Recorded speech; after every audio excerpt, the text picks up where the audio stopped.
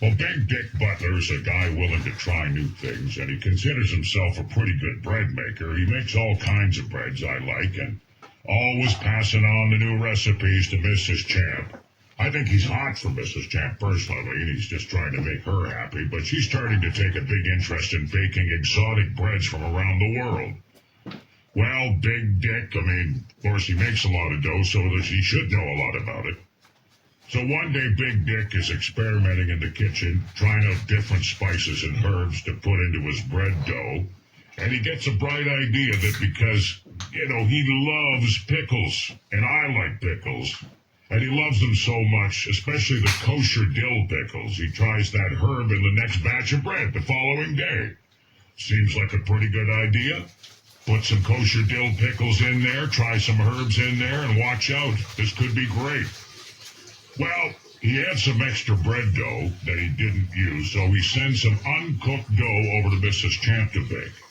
Sounds like a really good idea. Thank you very much. Although the following day I'm walking down the neighborhood, and there's Big Dick Butler.